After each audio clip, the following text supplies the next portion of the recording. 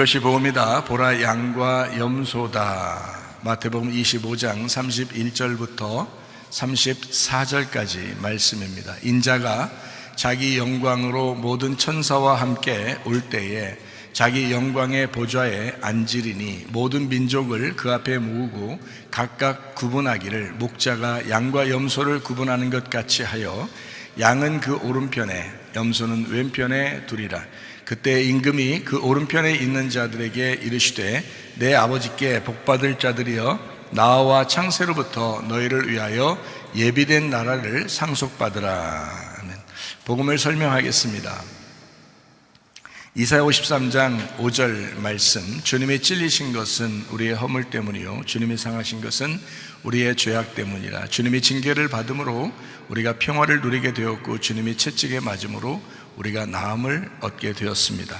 고린도서 6장 2절 말씀입니다. 보라 지금이라. 은혜 받는 것도 구원받는 것도 지금입니다. 예수님은 성령으로 잉태하셨습니다. 6월 어린 양 예수님이 이 땅에 오셔서 우리를 구원하러 오셨는데 침례받으실 때 우리의 모든 죄가 그에게 넘어갔고, 그리고 광야에서 세 가지 시험을 승리하셨습니다. 그리고 이제 3년 반 동안 아버지의 일을 충실히 하시다가 십자가 못 박혀 돌아가시면서 모든 일을 다 끝내셨고 주님도 다 이루었다라고 말씀하셨습니다. 빚을 다 갚았다는 말이죠. 그래서 우리는 예수 그리스도를 마음속에 믿고 입으로 고백함으로써 구원을 받게 되는데, 거듭난다, 그것을 이야기합니다. 거듭난다, 다시 태어난다는 말이고요, 위로부터 다시 태어났다, 이런 말입니다. 그러니까 땅에서 태어난 사람이 위로부터 다시 태어나야 된다, 그걸 거듭남이라 이렇게 말합니다. 우리는 한 번씩 다 땅에 태어났죠. 그러나 말씀으로 인하여 위에서 다시 태어나는 그런 거듭남을 우리가 체험하셔야 합니다. 예수 그리스도는 우리에게 구원자가 되시고 치료자가 되시고 회복자가 되십니다. 그 예수님이 우리와 함께 늘 함께 하겠다라는 것이 성령입니다. 그래서 성령은 임마누엘 하신다, 우리와 늘 함께 하신다라고 그렇게 말씀할 수 있습니다.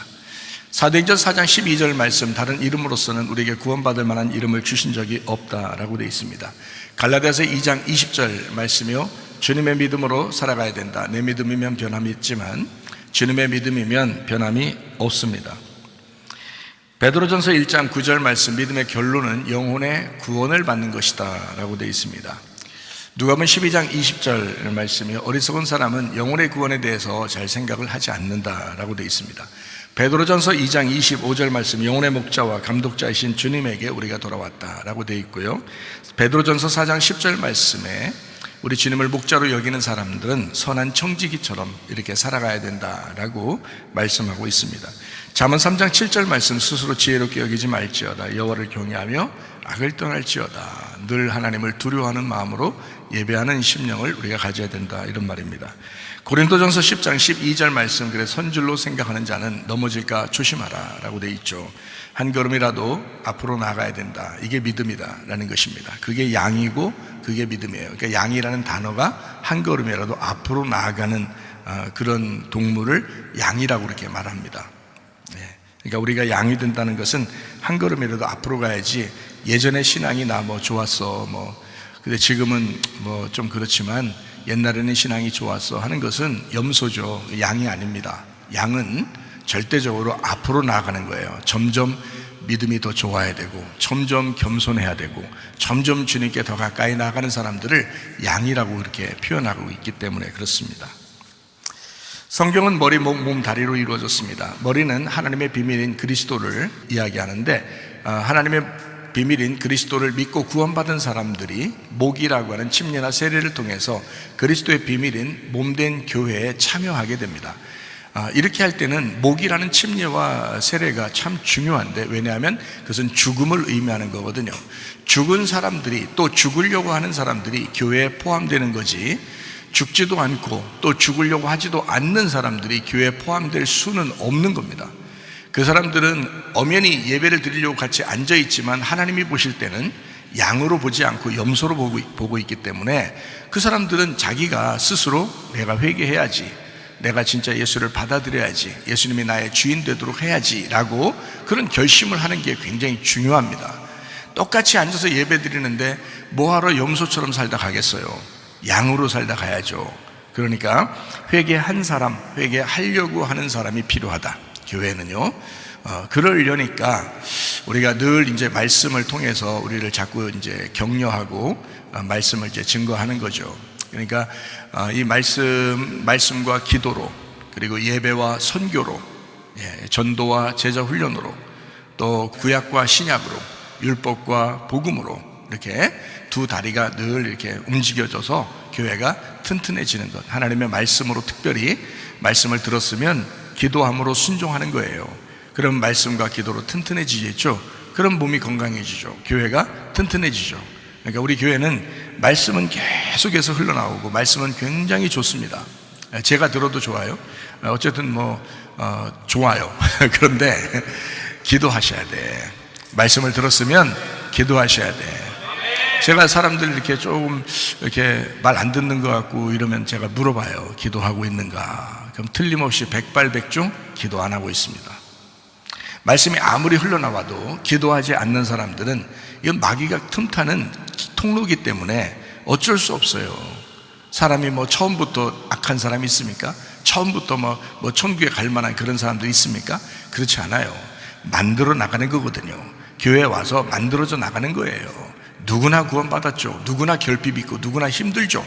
그렇지만 교회에 와서 말씀 들으면서 만들어 나가는 거예요. 그렇게 돼야 되는데 자기가 결심을 안 하고 그러면, 자기가 안 믿으면 자기가 나고자 되는 겁니다. 그러니까 우리는 결심하고 회개하는 마음을 갖고 주님께 내가 가까이 나가야지, 그런 마음을 가지고 살아가는 것이 중요하다 하는 것입니다. 인간 창조의 목적은 예배예요. 창세기 2장 5절에 예배하게 하려고 창조했고요, 농사짓게 하려고 창조했다. 창세기 2장 7절에 인간을 만드셨다라고 되어 있고, 창세기 2장 8절에 에덴 동산을 창설하셨다라고 했습니다. 그 말은 울타리를 쳤다, 질서를 만들었다라는 말입니다. 가정이 필요하고 교회가 필요한 이유입니다. 여러분, 마음도 중요하지만 가정도 필요하고 교회도 필요해요. 거기에서 우리가 진짜 그리스도의 열매를 맺어나가는가, 그리스도가 나에게 심겨졌는가, 그 나무가 내 속에 있는가, 그러면 그 예수라는 나무의 열매가 나타나야 된다는 거죠. 그래서 가정과 교회는 자기를 확인하는 그런 장소예요. 굉장히 중요합니다. 구원의 확인의 장소예요. 그러니까 여러분 여기 앉아서 예배드리고 그냥 말씀만 듣고 앉아있을 때는 몰라요, 서로. 근데 예배 끝나고 나면 알아요. 그때부터는 점점 보이기 시작하거든요. 그러니까 이 사람이 진짜 염소처럼 살고 있는지, 양처럼 살고 있는지, 좋은 열매를 맺고 살고 있는지, 아니면 나쁜 열매를 맺고 살고 있는지 틀림없습니다. 자기를 알아달라고 하면 나쁜 열매예요. 자기를 알아달라고 하지 않으면 좋은 열매입니다. 그러니까 겸손하냐 아니면 교만하냐, 이걸 보면 틀림없이 알 수 있습니다. 그래서 교만한 사람 하나님이 대적하시고요, 겸손한 사람에게 은혜를 베푸시는 것입니다. 그러니까 겸손한 사람들과 함께 여러분이 자꾸 시간을 보내려고 하세요. 겸손한 사람들과 함께. 그것이 여러분이 천국 갈 수 있는 아주 좋은 방법입니다. 교만한 사람하고 좀이라도 얘기를 좀 말 섞거나 자꾸 교만한 사람 이야기를 들으려고 한다면 당신도 뭔가 문제가 있기 때문에 그게 들리는 거거든요. 교만한 사람 이야기 들리는 게 아니라 겸손한 사람의 이야기가 자꾸 여러분 속에 들리셔야 합니다. 그런 사람과 함께 어울리셔야 합니다. 교회에서는요, 끼리끼리 어울린다는 말이 있죠. 어디에 단체든지 가면 끼리끼리 어울리게 되어 있거든요. 그러면 교회에 오면 겸손한 사람과 어울려야 되는 것입니다. 자기 자신이 나타내려고 하지 않고, 자기를 좀 알아달라고 하지 않고, 그 상대방에게 막 승질내고 이러지 않고, 좀 뭔가 자기가 내가 겸손해야지, 내가 회개해야지, 나같이 진짜 짓눌린 사람이 어딨나, 부족한 사람이 어딨나, 나같이 나같이 연약하고 이렇게 죄인이 어딨나, 이런 마음을 가진 사람들이 있으면 그 사람들과 어울리면 훨씬 좋잖아요. 구원받기가 훨씬 쉽고요. 자기가 구원받는 사람이라면 또 그런 사람들이 보일 거예요. 그런 사람과 함께 이렇게 자꾸 어울리는 게 좋습니다. 목사하고도 많이 어울려 주시고요, 그럴 시간이 많이 없지만 목사하고도 자꾸 어울려 주시면 좋죠. 자, 요한복음 4장 23절 24절의 말씀이요, 참되게 예배하는 자를 하나님이 찾으시는데 하나님은 영이시라 했습니다. 영과 진리로 예배하는 자를 하나님이 찾으신다, 이렇게 되어 있습니다. 디모데전서 4장 5절 말씀과 기도로 거룩해진다. 다른 거 없어요. 하나는 말씀이고 하나는 기도입니다. 그래서 하나는 말씀, 하나는 기도, 이렇게 해서 이 두 가지를 가지고 있으면 깨끗해져요. 그러니까 거룩하다는 말이 깨끗하다는 말이거든요. 깨끗해져요. 그 사람이 정결해져요. 그 사람이 자기 마음을 비워줘요. 그러니까 비우니까 깨끗한 거잖아요. 그래서 깨끗하다, 그걸 거룩하다라고 얘기하는 겁니다. 같은 말이에요. 거룩하다, 심령이 가난하다, 이 사람이 깨끗하다. 예, 이것이 같은 말이라고요. 이게 같은 의미를 가지고 있다고요. 요한복음 8장 32절 말씀이요, 진리를 알지니 진리가 너희를 자유롭게 하리라, 그렇게 말했습니다. 말씀을 우리가 이제 듣죠. 말씀을 들음으로 믿음이 생긴다고 그랬습니다. 믿음이 생기면 우리를 어디로 인도한다고요? 예배하는 것으로 인도합니다. 그래서 예배를 하게 돼요. 예배를 하면 틀림없이 거기 예배의 중심이 뭐예요? 말씀이죠. 그래서 이 말씀을 듣게 되고 예배 시간에 그 말씀을 들음으로써 자꾸 하나님을 아는 지식이 생긴다는 거죠. 하나님을 아는 지식이 생기면 생길수록 이제 어떤 마음이 생겨요? 가슴에서 사랑해야 되겠구나, 이런 마음이 생겨나고, 가족들끼리도 화해하고, 교회 안에서도 화해하고, 목장에서도 화해하고, 참 놀라운 이야기죠. 저는 우리 집사람하고도 오늘도 이야기했네요. 우리 집사람이 제가 일찍 떠날까봐 걱정을 많이 해요. 같이 오래 살아야 되는데 하는 그런 마음을 갖거든요. 제가 이야기하죠. 당신이나 걱정해. 나는 진짜 더 건강한 것 같아. 이렇게 이야기를 하거든요. 옛날 제가 30대 때보다요, 지금이 더 건강하니까요. 40대 때보다 지금이 더 건강하니까요. 그러니까 그런 말 할 만하죠, 저는. 그래서 우리 집사람에게 하는 말이, 내가 있는 곳에는 화해가 일어날 거야. 내가 있는 곳에는. 가정도 그렇고, 또 성도들도 그렇고, 교회에서도 그럴 거야. 내가 있는 곳에는 화해, 평화가 일어날 거야. 저는요, 언제든지 그렇게 합니다. 사람들 이렇게 서로 쌈붙이고 그러진 않아요. 어쨌든 하려고, 화해시키려고, 화해해야 된다, 평화해야 된다, 그것이 천국이다, 이것을 자꾸 주장하는 사람이거든요. 그러니까 뭐 어떤 목사님이든지 뭐 싸움 시키려고 그런 사람은 없겠지만, 그러나 이제 저도 제가 가는 곳에는 어떤 데 좀 서로 이제 오해하는 부분들이 생길 수도 있잖아요, 그죠? 그러면 저는 꼭 이렇게 합니다. 어떻게 하냐면, A라는 사람과 B라는 사람이 둘이 오해가 생기잖아요. 그럼 틀림없이 저는 이렇게 합니다. A라는 사람한테 가서는 B에 대해서 설명을 해줘요. 이렇게 생각할 거야. 아마 잘못 생각했을 수도 있을 거야. 다시 한번 생각해봐. 그리고 먼저 손을 내밀어. 그게 좋을 거야. A라는 사람한테, 내가 잘못 없는데요, 저 사람이 잘못은. 그래도 먼저 손을 내밀어. 그 사람도 어떤 이유가 있어. 결핍이 있을 거 아니야. 어릴 때부터 너 자라나면서 결핍이 있을 거 아니야. 그럴 수 있잖아. 그것도 이해해 줘야지. 그 사람이 무슨 그것 때문에 하나님이 이놈 봐라 해가지고 지옥 보내고 이런 건 아니지 않느냐. 지금 그 사람이 뭔가 응어리진 게 있으니까 그렇게 하겠지라고 설명을 해준다. A라는 사람한테는 B에 대해서 설명해 줘요. 근데 이제 B라는 사람 만났어요. 그럼 B라는 사람 만나면 또 뭐라고 하냐면, A가 그렇게 했을 때는 뭔가 이유가 있을 거야 라고 설명해 줘요. 저 보통 그럽니다, 제가요. 그래서 이제 제가 만나는 사람들이 뭐라고 하는지 알아요, 저한테? 누구 편이에요? 이러면서. 누굴 편드냐면서 화를 낼 때가 있어요, 저한테. 되려 화를 낼 때가 있어요. 그래서 제가, 누구 편들려고 그러는 게 아니라 내가 가는 곳에는 화해가 있어야 되니까 그러는 거야. 자, 예수님이 어떤 분이었다 그랬어요? 화평을 만드는 자라고 했어요. 영어로 말하면 peacemaker라고 되어 있거든요.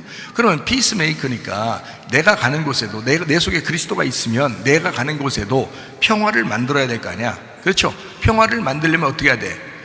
자, A라는 사람이 B 얘기하는데 막 B를 갖다 같이 깠어. 그럼 이게 화해가 되겠냐고요? 안 되죠. B라는 사람하고 얘기하는데 A를 까는데 A를 같이 깠어, 내가. 그러면 이게 화해가 안 되잖아요. A라는 사람한테는 B에 대해서 설명을 해줘야 되고, B를 만났을 때는 A라는 사람을 설명을 해줘야 이게 서로 화해가 될 거 아니에요.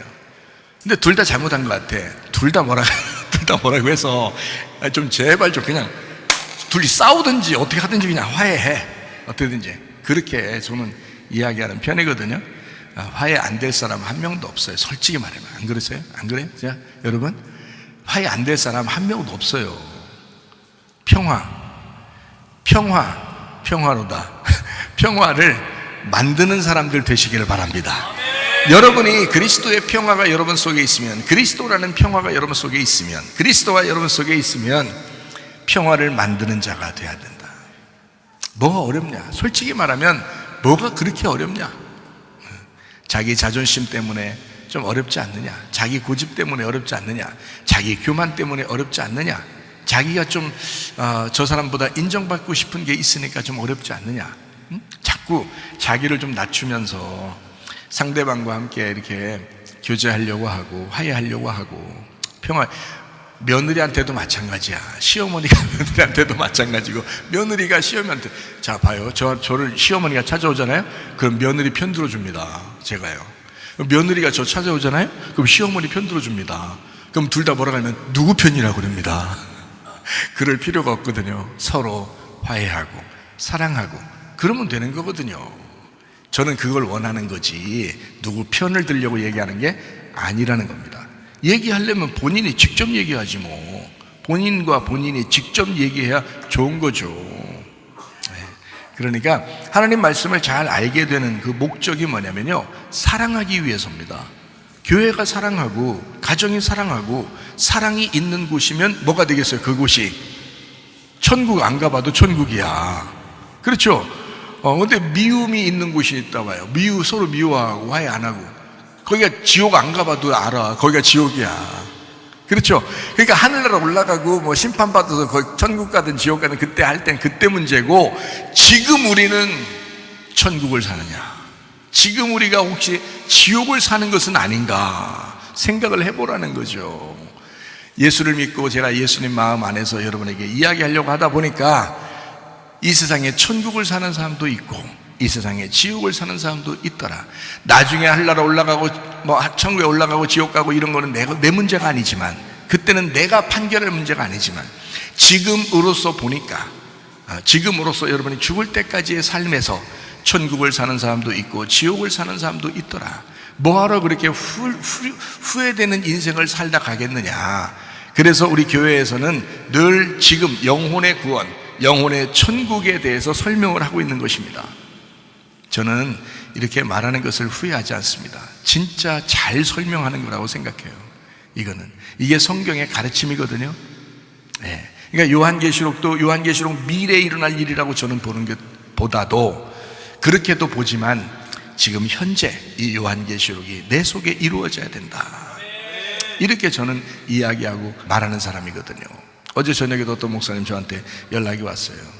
목사님 계시록 설교를 제가 쭉 듣고 있는데, 그거 보니까 이것이 미래가 아니라 현재 지금 나에게 이루어지는 말씀이었구나 라고 하면서 정말 많이 깨달았어요. 그렇게 이야기를 하더라고요. 그걸 가지고 또 다른 사람에게 세미나를 해야 되는 그런 목사님이라 하더라고요. 그러면서 이 요한계시록 이 말씀, 지금 현재 우리에게 지금 일어나는 이 말씀을 정말 잘 많이 깨달았습니다. 이렇게 저녁에 연락이 왔더라고요. 자, 여러분, 그래요. 지금 우리에게 말씀하시는 성경, 지금 우리에게 말씀하시는 거, 여러분 어떻습니까? 여러분 안에는 지금 솔직히 천국이 있는가? 그게 더 중요한 것이다. 중요합니다. 중요합니다. 그게 얼마나 감사한지 모르겠어요. 자, 마태복음 25장 31절부터 34절까지 말씀이요, 인자가 자기 영광으로 모든 천사와 함께 올 때에 자기 영광의 보좌에 앉으리니 모든 민족을 그 앞에 모으고 각각 구분하기를 목자가 양과 염소를 구분하는 것 같이 하여 양은 그 오른편에 염소는 왼편에 두리라. 그때 임금이 그 오른편에 있는 자들에게 이르시되 내 아버지께 복받을 자들이여 나와 창세로부터 너희를 위하여 예비된 나라를 상속받으라. 이렇게 했습니다. 우리 사진 한번 봐야 되겠죠? 양과 염소에 대한 사진. 왼쪽이 양이고요, 오른쪽이 염소입니다. 이거요, 성경에서 가르쳐주고 있는 양과 염소에 대한 이야기입니다.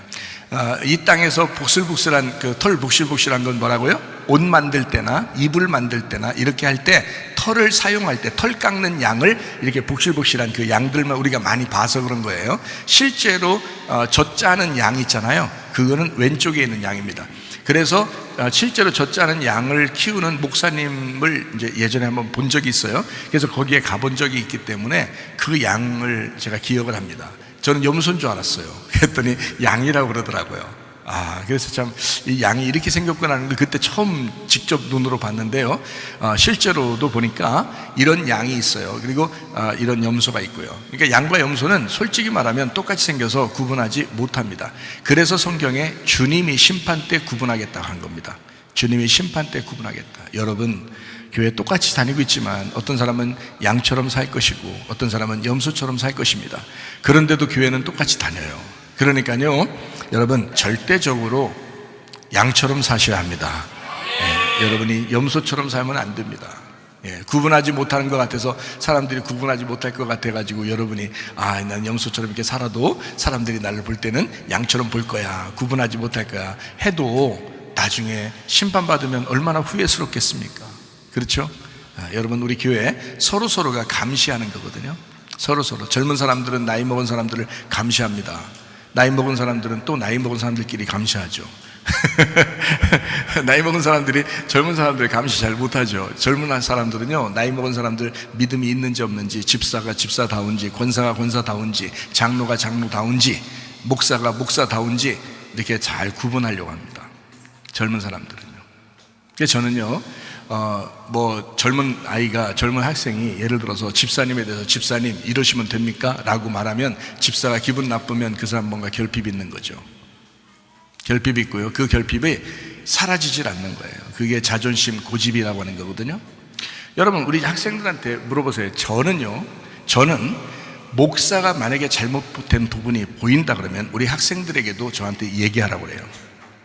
우리 아들한테도 얘기하라고 그러고요, 우리 딸한테도 얘기하라고 그러고요, 우리 학생들도 내가 혹시 잘못된 부분이 있으면 얘기하라고 그래요.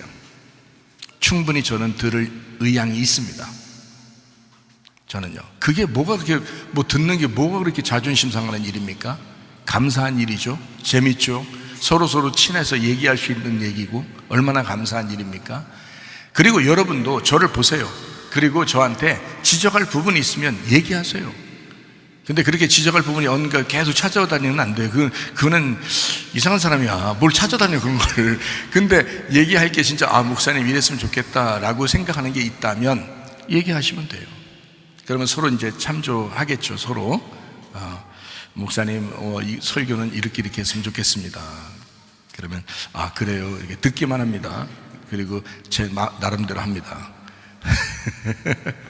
설교는 저의 고유의 권한이거든요.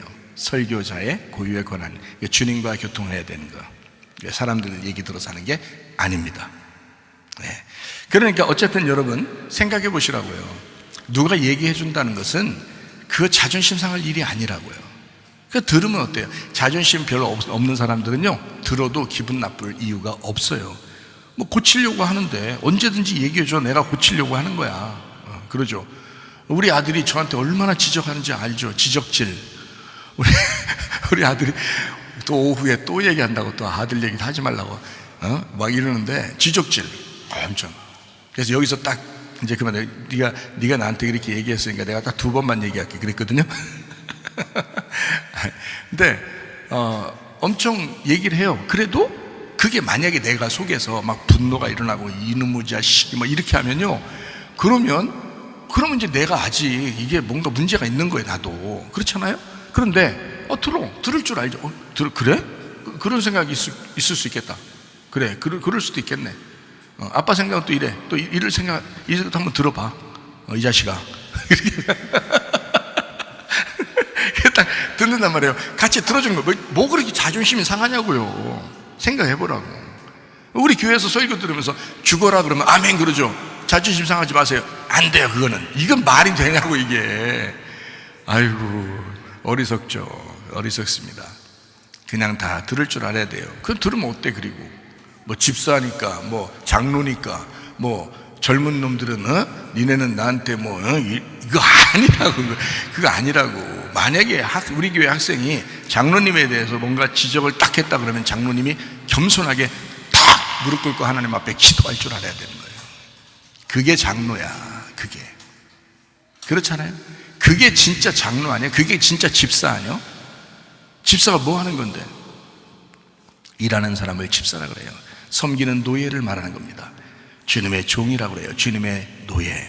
이걸 집사라고 그래요. 주님을 위해서 섬기는 자. 주의 교회를 섬기는 자, 이거를 집사라 그러는 거거든요. 집사 이거 지위 아닙니다. 이거 여러분 지위 따지고 막 설마 이 어린 것들이 나한테 이거 하지 마세요. 저는 절대 그거 편 안 들어줍니다. 저는요. 왜 편 안 들어주냐면 네가 안 죽어서 그래요. 네가 안 죽어서 그래요. 응? 죽을 때 되면 알아. 그렇게 얘기하는 사람이에요. 솔직하죠? 엄청 솔직하죠? 기분 나빠요? 솔직한 게 좋죠? 솔직한 게 좋은 거야, 여러분.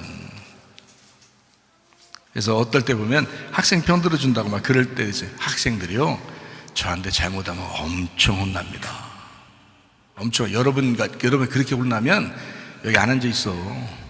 우리 학생들만큼 혼나면 여기 안 앉아 있다니까?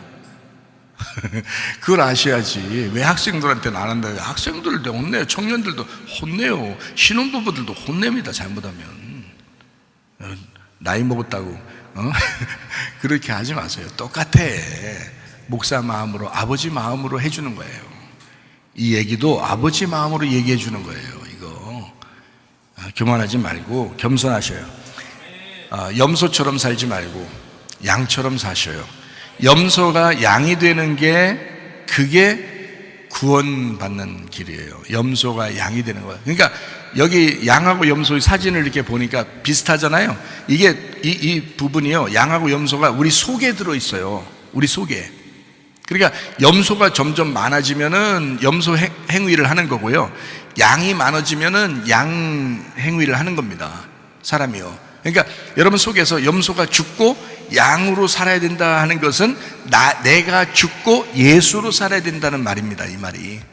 예. 그러니까 거짓의 말씀이 점점 많으면 여러분은 그렇게 살게 돼 있어요. 그러나 거짓의 말씀이 죽고 점점 줄어들고 진리의 말씀이 점점 많아지게 되면 여러분은 양처럼 살게 돼 있습니다. 이 말이에요. 그래서 제가 마음이 어떠하냐를 얘기했고, 그 다음에 가정이 어떠하냐를 얘기했고, 교회가 어떠하냐를 얘기했습니다. 왜? 그 안에는 다 양과 염소가 같이 있으니까. 무슨 말인지 알겠어요? 그래서 염소를 죽이고 양을 키우자는 거예요. 염소를 여러분 제거하고 양을 우리가 이제 부흥시켜야 된다는 거예요. 우리 속에서도. 그러니까 우리 마음 안에, 그리고 가정 안에, 교회 안에 양만 있으면요 행복합니다. 염소 때문에 그런 거예요. 자기를 알아달라고 하는 염소 때문에 힘든 겁니다. 신앙생활이요, 여러분. 근데 이거 어떻게 하면 되냐면 자기가 회개하고 죽으면 되거든요. 그래서 회개한 사람이 1등 신자예요. 회개한 사람이. 죽는 사람이 1등 신자예요. 그러면요 결핍 이런 거 다 없어집니다. 내가 죽으면 죽었는데 무슨 결핍이 생기겠어요? 예수 그리스도가 나의 목자가 되시는데. 그러면 끝난 거예요. 이미 게임은 오버야. 그렇게 한번 주님을 만나가지고 딱 살게 되면 천국을 살게 되죠. 마음이 넓어요. 그러니까 어떤 사람은 밥그릇처럼 살고요, 어떤 사람은 국그릇처럼 삽니다. 어떤 사람은 간장그릇처럼 삽니다. 어떤 사람은요. 근데 어떤 사람은 설거지통처럼 삽니다.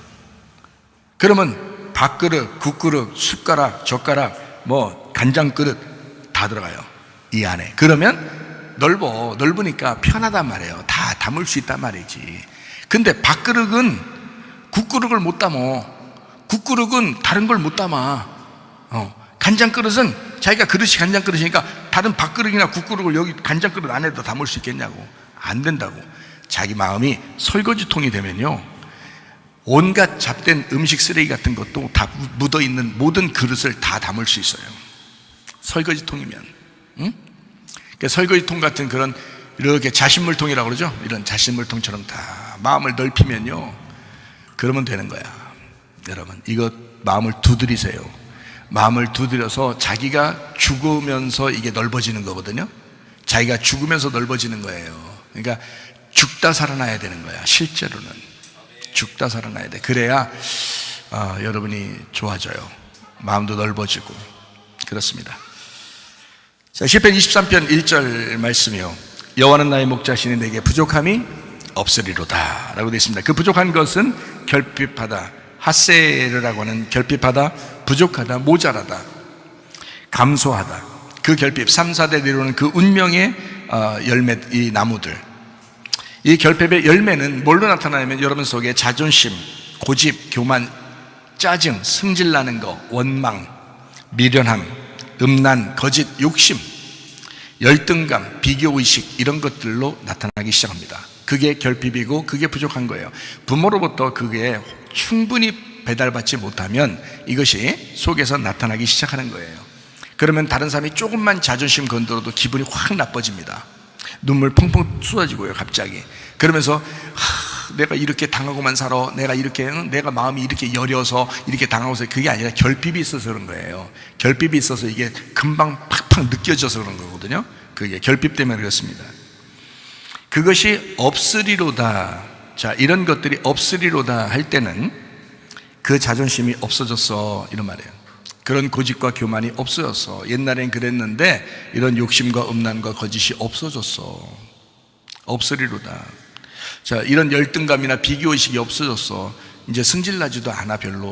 뭐 이런 거죠. 자, 이렇게 된 것은 어떻게 됐어요?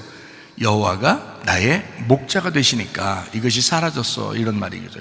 땅의 운명이 뭐라고요? 육체라고요. 그게 음녀라는 것입니다. 여리고성과 같은 결핍을 의미합니다. 이것은 뭘로 나타나면 결핍의 열매로 나타나요. 그래서 여리고성의 열매가 아간이라고 그랬죠. 음녀의 열매가 음녀들이라 그렇게 했습니다. 그래서 육체라고 하는 것에 육체의 열매들이 나타나기 시작해요. 육체 열매, 그게 갈라디아서 5장에 나타나는 사건들입니다. 그래서 그것이 육체 열매들이 쭉 나오죠. 성령의 열매가 또 있고요. 그래서 육체의 열매는 성령의 열매로 이길 수밖에 없는 거란 말이죠. 그래서 육체의 열매가 나타나는 이유는 육체라는 나무가 우리 속에 심겨졌기 때문에 그렇습니다. 3, 4대 내려오는 그 땅에서 태어난 우리들이 육체가 심겨졌기 때문에 우리 속에서 나무가 그게 뽑아지지 않는 한, 이 나무가 뿌리가 아직 남아있는 한, 이 육체의 열매는 계속해서 나타나기 시작한단 말이죠. 근데 이것을 자꾸 그 열매를 제거하고 이 속에 진짜 진리의 그 뿌리, 육체 열매가 아니라, 육체 나무가 아니라 성령의 나무를 딱 심어버리면요, 이 속에서 예수 그리스도의 나무를 통해서 성령의 열매가 자꾸 성장하고 나타나기 시작하고 그 말씀으로 점점점 자라나기 시작하면 이 육체의 나무가 이 한쪽이 워낙 나무가 커지니까 이쪽 한쪽 나무가 힘을 잃어버린단 말이에요. 육체의 나무의 열매가 힘을 잃어버려요. 그래서 자라나지를 못해요. 왜? 나무도 두 개를 이렇게 심으면 한쪽 나무가 물을 싹 빨아들여가지고 쫙 자라나면 옆에 있는 나무가 어때요? 힘을 확 잃어버리죠? 뿌리채 힘을 잃어버립니다. 그래서 작아져요. 그리고 이렇게 막 썩어서 이렇게 그 말라가지고 죽는 나무도 있고요. 이렇게 쭉 자라나지 못하고 이렇게 있는 한쪽 나무가 영양물을 싹 빨아들여 쫙 자라나니까 그런 거거든요. 똑같아요. 우리의 속에 양과 염소가 같이 있는데, 염소가 이 속에 있는 자양분을 이렇게 빨아들이지 않고, 양이라고 하는 것이 우리 속에 양이 자양분을 빨아들여 버리면 염소는 말라버린다고요. 우리 속에서. 이해가 되겠어요? 예. 육체라고 하는 땅의 나무가 그렇게 아무리 강해도요, 이거 성령의 나무를 딱 심고 예수 그리스도 나무를 심고 진리의 말씀을 심으면요, 자양분을 확 그쪽을 빨아들이면 이거 말라버립니다. 이거 육체의 나무, 육체의 열매는 말라버리기 시작해요. 예. 그거를 여러분이 자꾸 육체를 자꾸 드러내고 그걸 키우니까 그런 거지, 솔직히 말하면 그거 사라질 수 있습니다. 예, 여러분. 그래서 저는 어떤 사람이 저 좀 이해해 주세요. 그럼 이해하죠. 아직 회개하지 못한 당신을 이해하죠. 그러니까 목사는 또 뭘 얘기해 줘야 되면, 이해는 하지만 회개는 하셔야 된다. 회개는 하셔야 된다. 그거를 강조하죠. 그러니까 회개하라고 그러면 기분 나쁘게 생각할지 모르지만 그래도 회개하셔야 된다. 당신을 이해하긴 해. 왜? 3, 4대 운명을 안 봐도 비디오니까 다 금방 보이니까. 당신이 그렇게 자라났구나, 힘들게 자라났겠구나, 어려웠겠구나, 그것까지는 이해해 준다. 그러나 이제 주님의 목자가 되셔야 하니까 이제는 회개하셔야 되지 않겠나, 그들도 용서해야 되지 않겠나, 부모도 용서해야 되지 않겠나. 응? 우리 자신의 결핍 때문에 그냥 무너지고 좌절하고 넘어지면 되겠는가? 아니지 않느냐. 우리의 속에 양을 키우자. 우리의 속에 진리의 말씀을 키우자. 예수 그리스도를 키우자. 그거예요. 그게 설교라고요. 그게 하나님의 말씀이고 죽을 때까지 들어야 할 복음이라고요. 이게 여러분의 영혼의 구원을 위해서 굉장히 중요한 얘기입니다. 에스겔 34장에는 우리는 주님의 양이라 그렇게 했습니다. 에스겔 34장 11절 말씀이요, 주 여호와께서 이같이 말씀하셨느니라. 나 곧 내가 내 양을 찾고 찾되 라고 되어 있습니다. 15절이요, 내가 친히 내 양의 목자가 되어 그것들을 누워있게 할지라 주 여호와의 말씀이다 라고 되어 있습니다. 17절이요, 주 여호와께서 이같이 말씀하셨느니라. 나의 양 떼 너희여, 내가 양과 양 사이와 숫양과 숫염소 사이에서 심판하리라. 딱 보면 알겠죠? 사진을 보면 알겠죠? 양과 염소에 대한 사진을 딱 보면 이건 주님밖에 심판할 수가 없다는 겁니다. 사람들이 겉모습으로는 심판을 못해요. 판단 못합니다. 하나님이 양과 염소를 구분하는 날이 와. 그때 심판받으면요, 영원히 후회할 날입니다. 안 돼. 여기서 양이 되셔야 돼. 이 땅에 사는 동안에 여러분 마음속에 천국을 이루셔야 돼. 아멘이죠. 이해가 되시죠? 그렇게. 그래서 이 말씀을 증거하는 겁니다. 에스겔 34장 20절 말씀입니다. 그러므로 주 여호와께서 그들에게 이같이 말씀하시되 나 곧 내가 살찐 양과 파리한 양 사이에 심판한다. 살찐 자를 살 빼면 심판입니다. 그래서 교만한 자를요, 살 팍 빼가지고 겸손하게 만들어버리면 그러면 이제 심판받는 거예요. 그게 심판받은 거예요. 그게 얼마나 감사한 일이에요. 여러분 하나님의 말씀으로 여러분을 팍 치잖아요. 그러면 살찐 것들이 앉아가지고, 교만한 것들이 앉아가지고요, 말씀 딱 듣고 아이고 내가 교만하면 안 되겠구나 해서 이 살이 쫙 빠져 아주 다이어트가 딱 되잖아요. 그러면 그게 심판받은 거야. 하나님이 여러분을 사랑하시는 방법입니다. 저는 여러분 하나님이 사랑하는 방법이 그런 거 알거든요. 어떻게 다이어트 시키는지 알거든요. 그래서 그게 나는 하나님의 사랑의 방법이라는 걸 알기 때문에 진리의 말씀, 사람이 듣기 거북해도 진리의 말씀을 증거해 줘야 되겠다 라고 하는 것이 제가 소신입니다. 소신껏 하는 거예요. 그래서 사람 눈치 보지 아니하고요, 소신껏. 제가 눈치 보면서 진짜 여러분 살찐 놈을 더 살찌게 만들어 놓으면 그 목사도 거짓말, 아주 거짓 선지자고요. 그 살찌게 만든 그 양은 반드시 심판을 받습니다. 여러분, 그런 짓을 왜 서로가 하냐고요. 그런 짓을 안 된다고. 나도 주님 앞에 참된 목자가 돼야 되고요, 주님이 나를 사용하시는 진실한 목사가 돼야 되고, 여러분도 살찐 양, 그렇게 혼자 뒤룩뒤룩 살찌면서 교만하고 그렇게 자기를 나타내는, 자기를 인정받으려고 그렇게 하는 사람이 아니라 파리한 양, 겸손한 양, 아주 나약해진 양, 불쌍한 양, 초라한 양, 굴욕적인 그런 양이 돼서, 겸손한 양이 돼서 주님 만날 때 칭찬받는 주님의 사람들이 다 되시기를 바랍니다. 자, 마태복음 5장 3절 말씀이요, 심령이 가난한 사람에게 천국이 저희 것이다. 가난하다는 말은 포토코스, 가난한 거지를 말합니다. 마음의 심령이 다 납작해졌다, 낮아졌다는 말입니다. 베드로전서 5장 5절 말씀, 젊은 자들과 같이 장들에게 순종하고 다 겸손으로 허리를 동이라. 하나님은 교만한 자를 대적하시되, 살찐 놈은 대적하시되, 겸손한 자들에게, 마른 사람들에게 은혜를 주시느니라. 이렇게 되었습니다. 겉의 모습에 말하는, 지금 여러분 지금 뱃살 있고 이런 거 얘기하는 거 아니잖아요. 지금 그런 얘기 아닙니다. 여기 지금 문제 있을 사람 많아요. 뱃살로 얘기한다면. 그게 아니고, 그런 말 아니고, 겸손한, 진짜 살 빠진 이런 이야기를 하는 것입니다. 겸손한, 타페이노스, 짓눌린, 굴욕감을 가진 초라한 이런 사람들입니다. 정말 초라해지고 굴욕적이고. 그래서 여러분, 어떤 사람이 나 이거 정말 창피하고 쪽팔리고, 애들 말만 쪽팔리고, 굴욕감 느끼고, 정말 나 부끄럽고, 나 진짜 창피하고 이런 얘기 하거들랑, 여러분 옆에서 뭐라고 해주셔야 돼요? 야, 은혜가 오겠구나, 은혜가 넘치겠구나, 이렇게 얘기해주면 딱 맞아요. 그거를 갖다가 아니 나 누구 때문에 나 굴욕적이었어, 나 짓눌렸어, 나 초라해, 나 진짜 비참해, 이거 나 이거 진짜 저 사람이 나한테 이러면 되겠어? 이렇게 얘기하는 사람은 교만한 사람이 살 더 빼야 돼. 그건 더 혼나야 돼요. 그건 교만한 사람이기 때문에 그렇습니다. 자기 좀 알아달라고 하는 사람이기 때문에 그렇습니다. 그건 교만한 거죠. 나 굴욕감을 느껴요, 나 힘들어요, 나 짓눌렸어요, 초라해요. 그래서 주님의 은혜가 필요해요. 이런 사람은 주님의 은혜를 받는 사람, 겸손한 사람이죠. 이해가 되겠죠? 무슨 말인가? 히브리 12장 5절부터 11절까지 말씀입니다. 또 아들들에게 권하는 것 같이 너에게 권면하신 말씀도 잊었도다. 일러스되 내 아들아, 주의 징계하심을 경히 여기지 말며 그에게 꾸지람을 받을 때에 낙심하지 마라.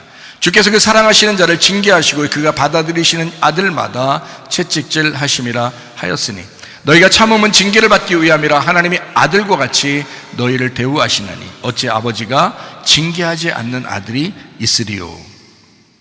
징계는 다 받는 것이거늘 너희에게 없으면 사생자요 친아들이 아니니라. 또 우리 육신의 아버지가 우리를 징계하여도 공경하였거든 하물며 모든 영의 아버지께 더욱 복종하며 살려하지 않겠느냐.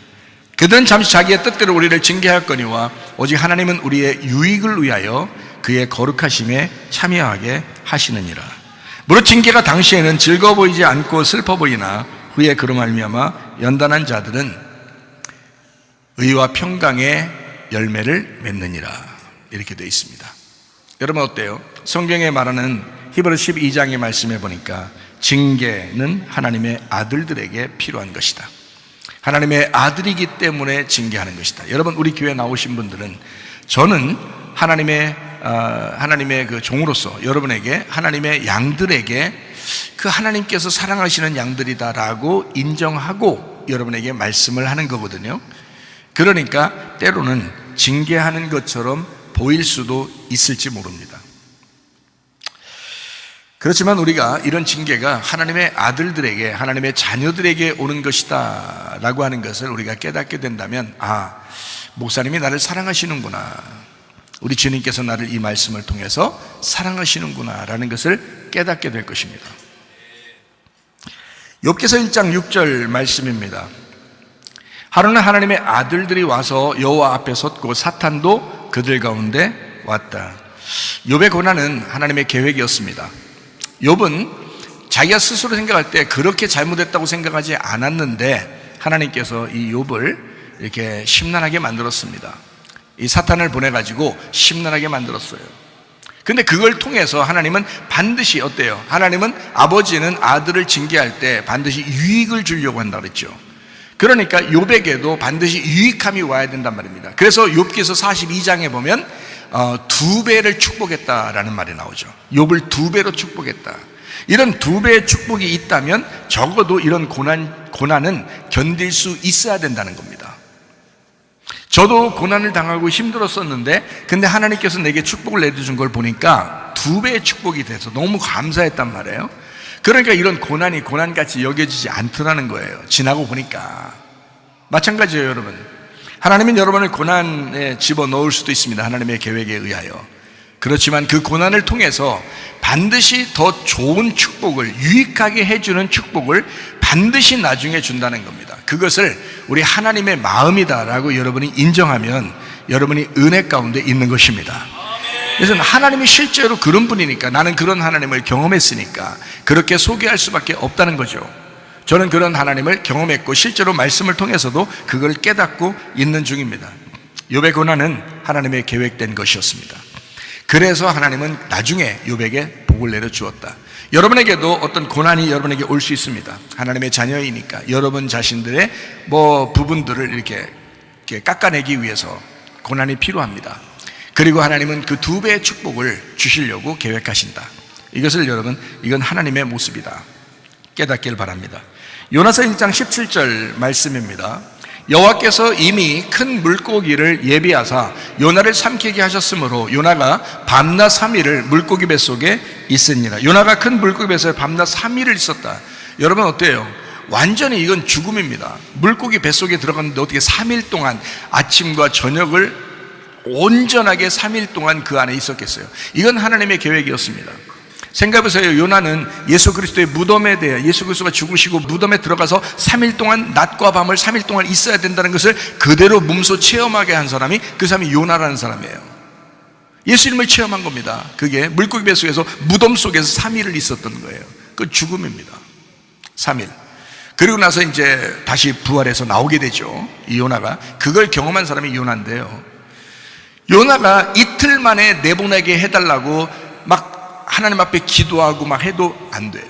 하루 만에 하나님 나 내보내서 하루 반 만에, 이틀 반 만에 나를 내보내주세요 하고 아무리 거기서 막 그 고기 막 물고기 속에 막 창자 막 붙들고 막 아무리 막 이게 기도해도 물고기가 아무리 그 창자 막 흔들고 아파도 3일을 꼬박 있어야 돼요.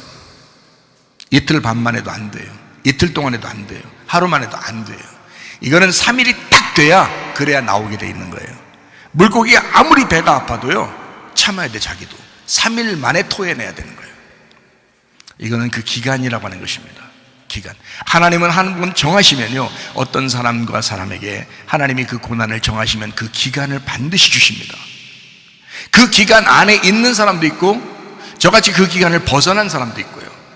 그 기간에 아직도 있는 사람, 아직도 그 기간 안에 들어가지도 못한 사람도 있을 거예요. 그 고난의 기간 안에 지금 있는 사람도 있을 것이고요. 근데 그 고난의 기간 안에 만약에 하나님이 정하신 기간이 있다면요 이거 못 벗어납니다. 딱 그 안에서 요거 딱 시간이 지나야 딱 되는 거예요.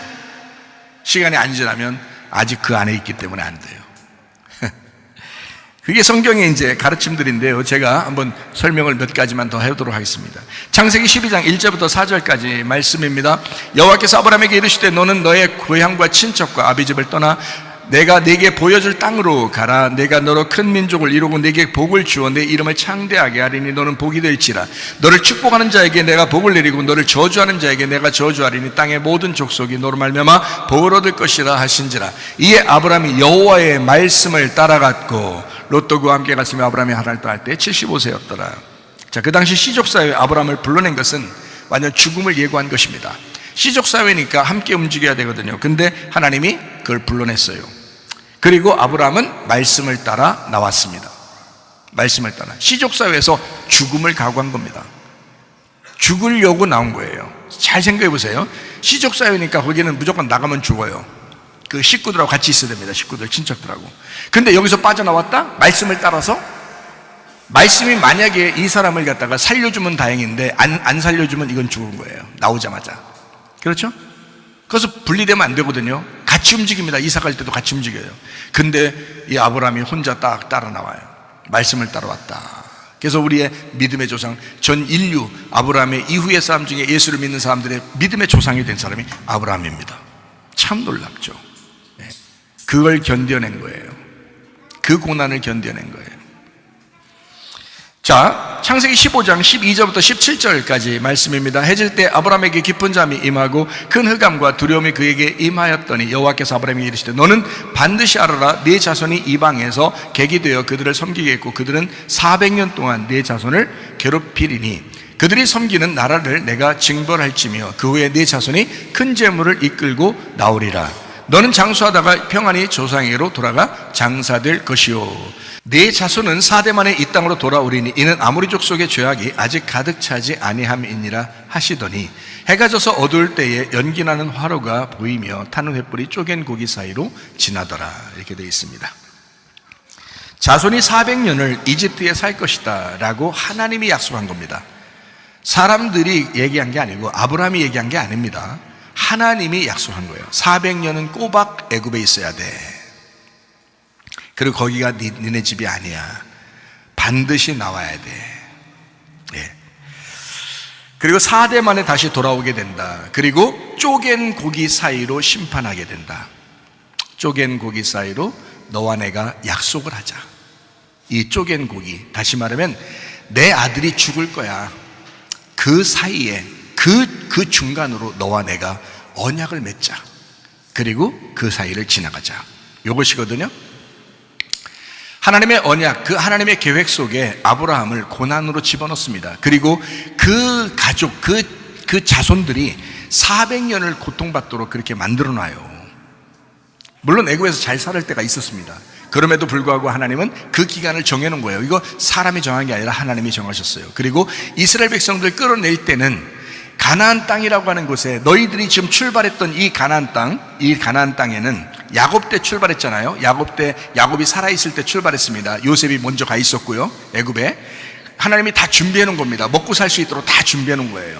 가나안 땅에 이제 농사가 잘 안 되게 해가지고 애굽으로 가게 만들고 애굽의 농사가 잘 되게 해서 요셉을 거기다 딱 심어놓고 이스라엘 백성들을 살리려고, 자기 형제들을 살리려고 미리 준비해 놓은 하나님의 놀라운 계획입니다.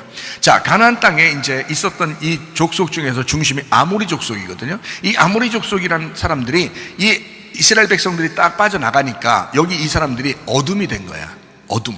근데 조금만 어둠 될 때는 주님이 오시는 게 아니라 완전히 어둠이 됐을 때 그때 너희들을 끌어내서 일리 데려오겠다는 거예요. 그 완전히 어둠 가운데 내가 400년, 430년이 지나야 된다는 거예요.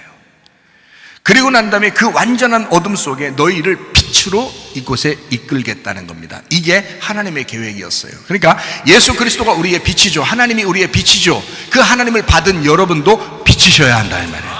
이 세상에 여러분을 보낼 때는, 여러분 가정에 보낼 때는, 여러분 교회에 모일 때는, 학교나 직장에 보낼 때는 여러분을 그리스도의 빛으로 보내는 거거든요. 그쪽이 어두니까 빛을 보내야 되는 거거든요. 어두울 때 빛을 보내는 거예요. 만약에 아모리 족속이 죄악이 아직 그래도 빛이 있었다면 어때요? 갈 필요 없는 거예요. 빛이 완전히 어두워질 때 그때 보내겠다는 거 아니에요.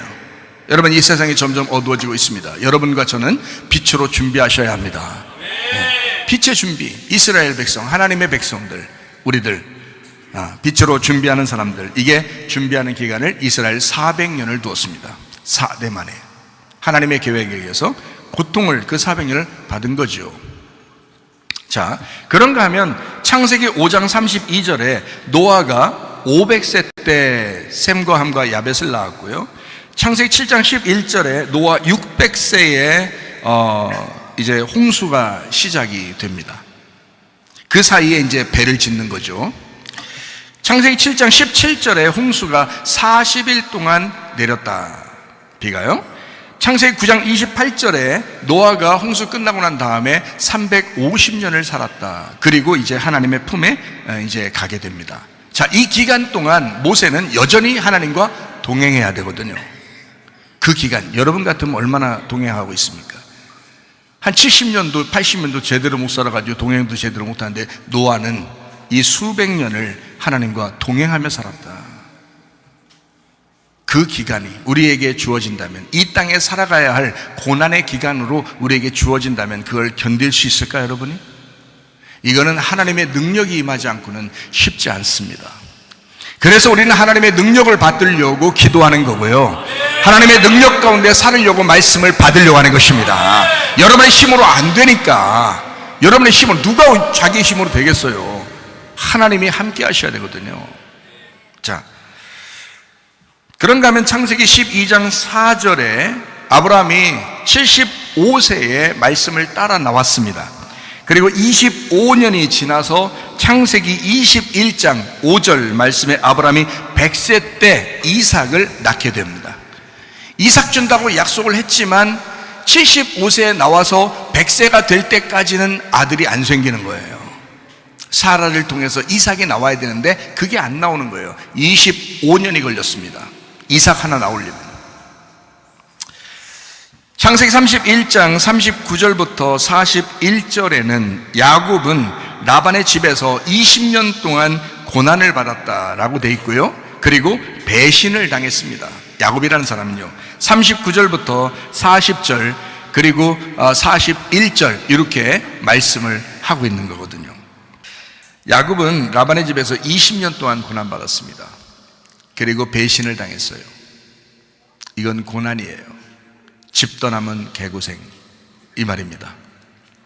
민수기 14장 34절 말씀이요, 광야 40년 동안 있었다라고 되어 있습니다.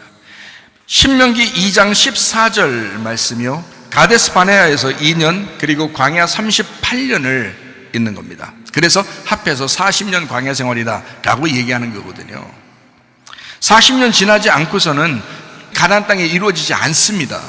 그 기간이 지나야 돼요. 그 기간을 고난의 기간으로 정해놨기 때문에 그렇습니다. 여러분에게도 여러분 각자에게 하나님이 정하신 고난의 기간이 있습니다. 그것은 사람이 막 발버둥 쳐도 잘 안 돼요. 그게 기간이 그러나 되면 여러분에게 반드시 유익한 것이 찾아오게 됩니다. 그 하나님을 인정하시라는 거야. 믿으라는 거야. 그 성경에 수많은 사람들의 증거가 나와 있는 거예요. 그걸 믿으라는 거야. 목사가 얘기하는 것도 증거 중에 하나예요. 그러니까 그런 하나님이다라는 것을 여러분이 인정하시라, 그런 얘기거든요. 신명기 34장 7절 말씀입니다. 모세가 120세 그렇게 돼 있잖아요. 그러니까 애굽에서 왕자로 40년, 광야 생활 40년, 그리고 하나님의 일을 하면서 40년 이렇게 살아서 120세에 이제 하나님이 불러가게 됩니다. 기간이 딱 정해져 있기 때문에 그 전에 죽고 싶어도 못 죽고요, 그 전에 하나님 앞에 아무리 데려가 달라고 해도 안 데려갑니다. 딱 정해져 있기 때문에 그렇습니다. 사람마다 시간이 정해져 있더라. 자, 베드로전서 5장 5절 말씀. 겸손한 사람에게 하나님은 은혜를 베푸시고 교만한 사람은 하나님이 대적하신다, 이렇게 되어 있거든요. 반드시 고통을 통해서 우리를 낮추시고 겸손한 자들에게 은혜 베푸시는 하나님, 우리를 짓눌려 아주 굴욕적이게 만들고 초라하게 만들고 비참하게 만들어서라도 하나님은 우리에게 은혜를 베풀기를 원하시는 하나님이시다. 다른 사람과 비교해보고 열등감에 빠지고 뭔가 비교해볼 때 자기 자신이 초라하게 느껴질 때, 그때가 기회인 것입니다. 하나님은 여러분을 그렇게 겸손하게 만들기를 원하신다는 거죠. 자, 우리 하나님, 에스겔 34장 22절 말씀입니다. 양과 양 사이에 심판하겠다라고 말씀합니다. 에스겔 34장 31절 말씀이요, 주님은 우리를 뭐라고 생각하냐면 사람이라고 이야기합니다. 사람, 양이다. 양, 너희는 사람이다. 그러니까 양을 양으로 본 게 아니라 사람으로 생각한다는 거죠. 그러니까 성경에서 말하는 양은 우리를 말하는 거예요. 양, 곧 사람. 주님의 양은 사람을 의미합니다. 자, 마태복음 25장에 그래서 열천의 달란트 양과 염소에 대한 이야기가 나오는데, 이건 바로 진짜 양과 염소에 대한 얘기가 아닌 거죠. 누굴 얘기하는 거예요? 사람을 얘기하는 거다. 사람을 지금 심판하겠다라는 그런 얘기거든요. 그러니까 조심스러운 겁니다. 아, 우리가 어떻게 살아야 되는가, 진짜 염소로 살다 갈 것이냐, 아니면 양처럼 살다 갈 것이냐. 특성이라는 게 마태복음 25장의 진정한 특성, 뭐가 나오냐? 염소라고 하는 것은 자기 좀 알아달라는 겁니다. 양이라고 하는 것은 자기를 좀 알아달라고 하지 않습니다. 양은요, 자기가 한 걸 몰라요. 왜? 예수님의 힘으로 했으니까. 자기가 했다고 여기지 않아요. 근데 염소는 다 자기가 했다는 거예요. 내가 뭘 안 했습니까? 이러는 거예요. 근데 양은 그렇지 않아요. 내가 뭘 했는데요? 부끄럽습니다. 초라합니다. 비참합니다. 하나님, 내가 뭘 했는데요? 이런다고요. 양은 그렇습니다. 여러분, 어떻게 살다 가겠습니까, 여러분? 교회에서 목사에게 살살 그냥 인정이나 받고 그렇게 살다 가겠습니까? 아니면 진짜 주님께서 심판하실 때, 야, 내가 너를 보니까 진짜 양이더라. 아, 주님, 제가 무슨 양 같았어요. 아우, 어떻게. 그게 양인 거야. 아, 제가 만개 없는데. 그게 양이라고 그런다니까. 그렇게 하나님 앞에 인정받는 사람, 겸손한 사람. 자, 우리 요한복음 10장에도 그렇게 나와 있죠. 요한복음 10장 2절 말씀입니다. 문으로 들어가는 이는 양의 목자라. 예수님이 왜 자기를 양의 목자라라고 이야기한지 아시겠죠? 네, 사람입니다. 사람의 목자다. 그 문으로 들어가야 된다. 요한복음 10장 3절 말씀이요, 양들은 그의 음성을 듣는다 그랬고 양들의 이름을 불러서 한 사람 한 사람 이끌어낸다라고 되어 있습니다. 주님의 양들은요, 여러분, 주님께서 외면하지 않을 것입니다. 반드시 한 사람 한 사람 기억할 것입니다. 여러분, 뭉뚱그려서 생각하는 게 아니고, 교회를 뭉뚱그려서 하나의 그 교회로 이렇게 여러분 여기잖아요. 이 중에 한 사람 한 사람을 하나님은 기억하실 것입니다. 양은 기억합니다. 주님은요, 주님은 선한 목자니까 반드시 그 양을 기억한다고요. 한 사람 한 사람 이름을 불러서 이끌어내느니라. 참 놀라운 얘기죠. 요한복음 10장 4절 말씀입니다. 양들은 그의 음성을 안다라고 되어 있습니다. 여러분, 목사가 여러분 설교합니다. 제가 제 입으로 하나님의 종이다라고 여러분에게 얘기를 가끔 하지만 그렇게 안 해도 여러분이 들어보면 압니다. 들어보면 이게 지금 거짓 말씀인지 이게 진리의 말씀인지 여러분이 들어보면 압니다. 만약에 제가 거짓말을 치고 있다면 여러분이 그걸 분별하셔야 합니다. 그러나 만약에 제가 진리의 말씀을 하게 된다면 여러분은 그것이 들려와야 하는 것입니다. 들려온다는 얘기는 그냥 듣는 게 아니라 순종하는 것을 따라와야 돼요. 듣고 순종하는 것이 여러분 따라오게 되면요, 당신은 반드시 양이고 주님의 양입니다. 주의 음성을 들을 줄 아는 사람이거든요. 이게 진리의 말씀이라 한단 말입니다. 근데 저는 여러분에게 거짓 말씀 하고 싶지가 않아요. 제 양심상도 그렇고 제 소신껏 그렇고요, 제가 진짜 거짓 말씀 하고 싶지가 않아요. 저는 여러분에게 진리의 말씀이라고 여러분에게 증거하고 있는데, 왜냐하면 저는 창세기부터 요한계시록까지를 다 훑어봅니다. 이것이 딱 일치가 돼서 그 말씀이 진짜 이 말씀이다라고 여길 때 말씀을 증거하는 거거든요. 그렇기 때문에 여러분도 성경을 읽어보시면 알아요. 성경을 많이 읽은 사람이 우리 교회에 와서 설교를 들어야 되고요, 온라인으로도 우리 성경 많이 읽은 사람이 이 말씀들을 들으셔야 합니다. 그러니까 목사님들도 그러죠. 많이 성경 알고 이런 사람들이 연락이 오고 그러죠. 이게 어떻게 된 건지 자기가 구분할 수 있겠다. 이제 구분할 수 있겠다. 들린다. 무슨 말씀인지 알겠다. 하나님이 뭘 얘기하는지, 성경의 핵심이 뭔지를 알겠다. 요거를 이야기하거든요. 그러면 제가 여러분에게 적어도 진리의 말씀을 증거한다면, 여러분은 진짜 주님의 양이라고 한다면 주님의 음성, 그 말씀이 들리셔야 한다. 그 음성에 들려야 한다. 왜냐하면 양은 목자의 음성을 아는 거로 따라가기 때문에. 그래서 순종하는 거거든요. 제가 여러분의 입장이라도 여러분 앉아서 그 말씀 들을 때 저도 그렇게 순종할 거예요. 그렇게 듣고 순종할 거예요, 진짜. 자, 요한복음 10장 7절 말씀입니다. 나는 양의 문이다, 이렇게 되어 있습니다. 양의 문이다. 문이 예수님이라는 거예요. 나의 문이, 우리 교회의 문이 예수님이에요. 여러분의 가정의 문이 예수님이라는 거예요. 양의 문이라는 거예요. 내 마음의 문이 예수님이라는 거예요. 거기로 들락달락 해야 돼요. 문으로 들락달락 해야지 딴 길로 들락달락 하면 안 돼요. 문으로 왔다 갔다 해야 돼. 예수님, 그러니까 오직 예수님 안에서 우리가 말씀을 듣고 그 말씀에 순종하는 사람들이 돼야 된다는 거예요. 그죠? 네. 요한복음 10장 9절 말씀입니다. 나는 그 문이다. 나를 통하여 들어가면 구원을 받을 것이다 라고 되어 있습니다. 요한복음 10장 11절 말씀입니다. 나는 선한 목자라. 선한 목자는 양들을 위하여 목숨을 버린다. 자기 양들을 위하여 자기 생명을 내놓는다. 실제로 예수님은 십자가 못 박혀 돌아가셨습니다. 그리고 우리 보고 그래요. 너희들이 날 따라오려면 내가 그렇게 죽으러 갔잖아, 너희들도 그렇게 따라와. 실제로 우리 죽이고 싶어서 그럴까요? 아니죠. 육체를 죽이려고 하는 거죠. 육체를 죽이고 부활시키려고 따라오라는 거잖아요. 예수님이 죽어보니까 자기도 죽으니까 자기도 부활했더라. 예수님이 너희들 날 따라와. 너희 자신을 부인하고 십자가를 지고 따라와야 돼. 그러면 너희들 죽을 거야. 육체가 죽을 거야. 그럼 너는 사라질 거야. 그러면 너는 부활할 거야. 그 말씀이잖아요. 그래요. 주님은 그렇게 생명을 우리를 위해서 주셨습니다. 마태복음 25장에 10처녀 달란트 양과 염소에 대한 비유가 나와 있습니다. 교회를 치료할 때 몇 가지 규칙이 있습니다.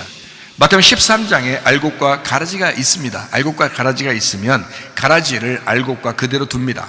그것이 교회 치리예요. 성경의 방법대로 마태복음 13장에 혼자 꼴통짓 하는 사람을 가라지라고 그럽니다. 교회에서는요. 알곡은 진짜 양처럼 사는 사람을 알곡이라 그러는 거고요, 혼자 꼴통짓 하면 가라지라 그러는데 그거를 그냥 두면 됩니다.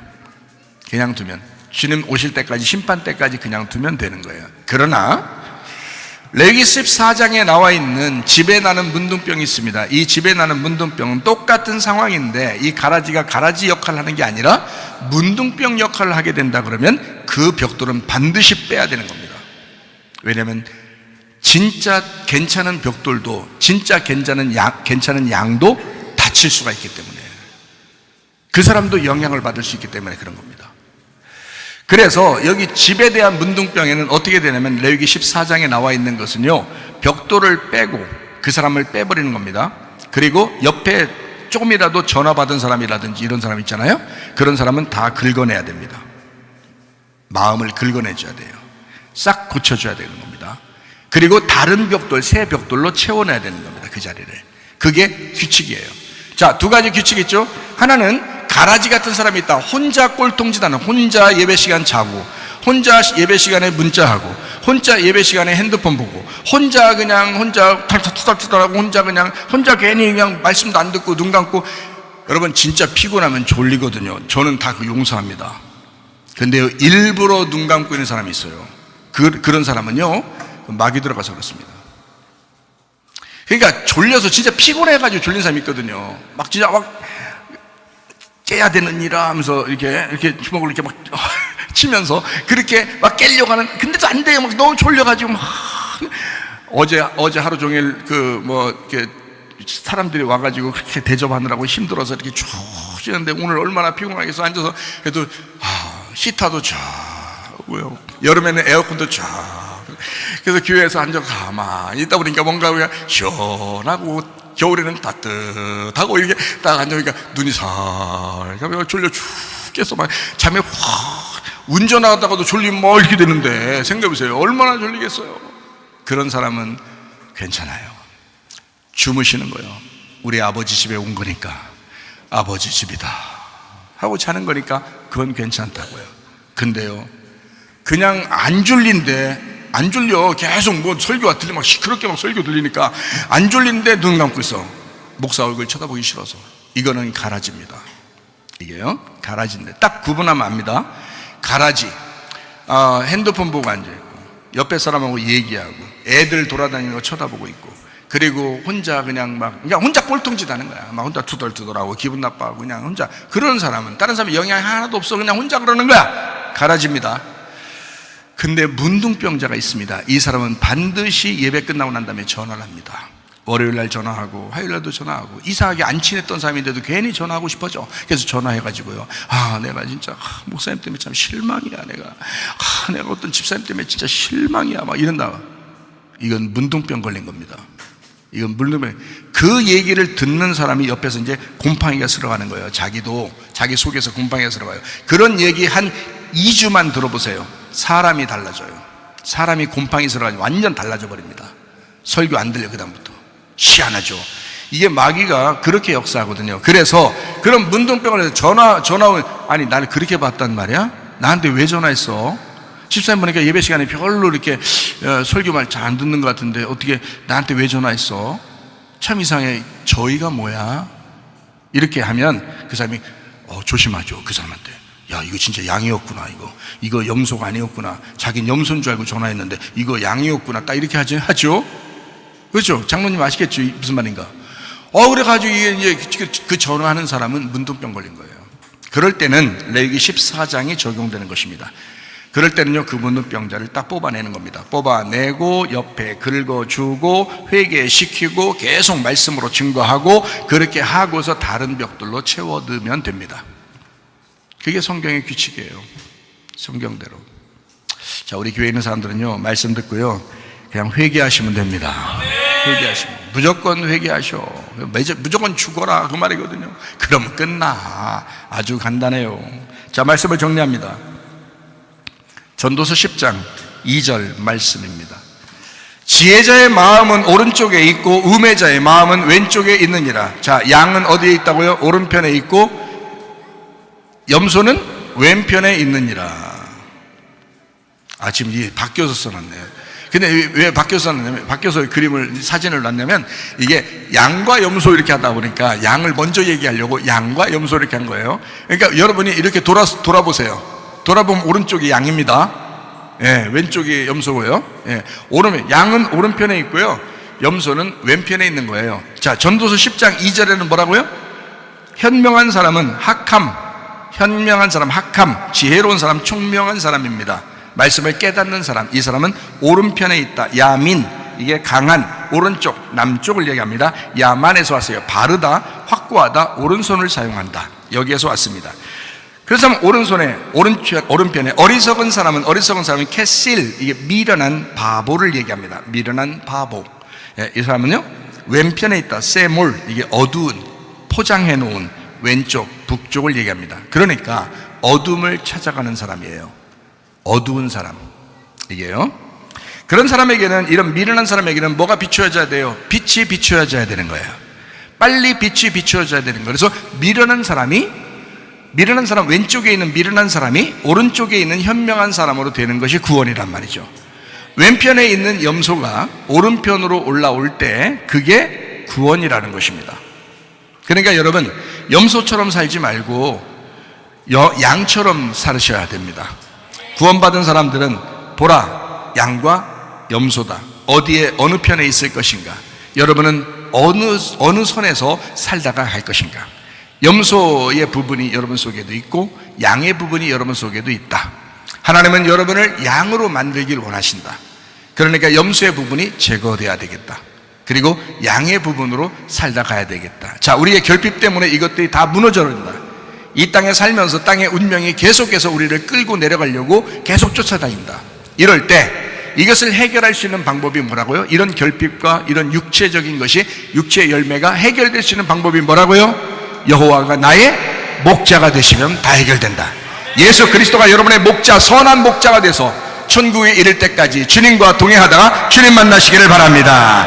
우리 하나님 아버지 사랑과 은혜를 감사를 드립니다. 하나님, 우리가 주님의 양으로서 오른편에 있어 주님과 동행하다가 주님 만나게 하옵소서. 예수님 존귀하신 이름 받들어 기도 올리옵나이다.